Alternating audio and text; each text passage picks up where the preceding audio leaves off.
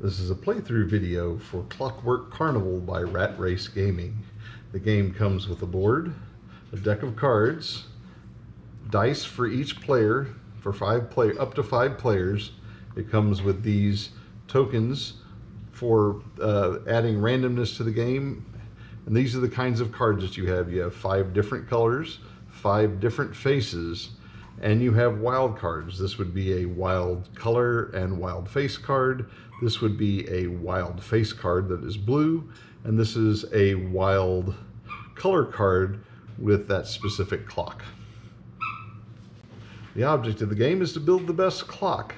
You do that by playing cards from your hand. When you play the cards from your hand, you will score them based on this scoring table. You can score your cards any way you like. You are going to score by color and by face. You have a choice on any hand to score it by not matching or by matching items in that table. At the start of the game, you will deal 5 cards to each player. Each round, you're going to create a new draft pool that is 1 more card than the number of players. Then, in turn, each player will play cards from their hand. The green player's hand is these 5 cards. What he's trying to do is to play on the board with cards from his hand. The way you do that is by finding cards that you can add up to points on the board and score appropriately. In this case, he's going to first draft a card from the draft pool and add that to his hand. Then he's going to play these 3 cards on the 5. The first thing that he does is he puts a marker token to say, I'm playing on the 5, to remind him for the rest of the game that he has already played on the 5. And then he's going to score.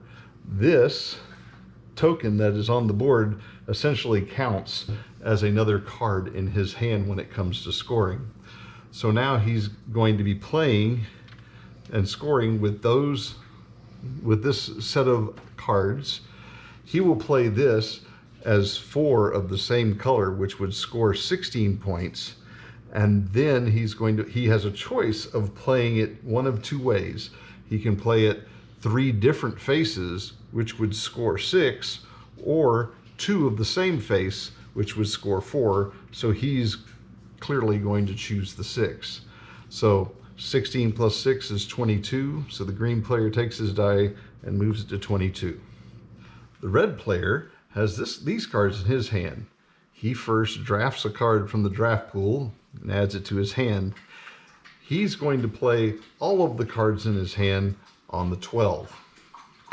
So this card would count as his scoring. He's going to put his marker on the 12 and then score.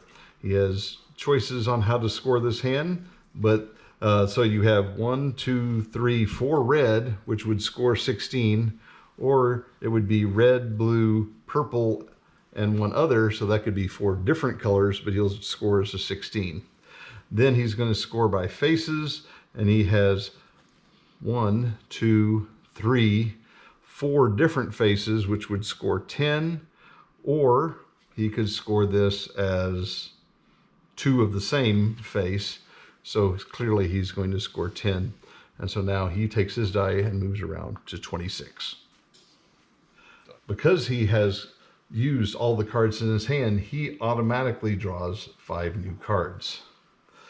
The purple player has this hand. He is going to draft this card, and then he will play on the 8. First, he will put his marker on the 8 and then score. So the purple player has 1, 2, 3, 4 different colors for 10 points, and 1, 2, 3 different faces for 6 points. So he gets 16. So now we're at the end of the round.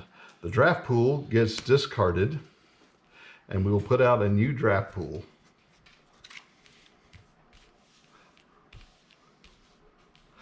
The person who goes first the next round is the purple player because he is in last place.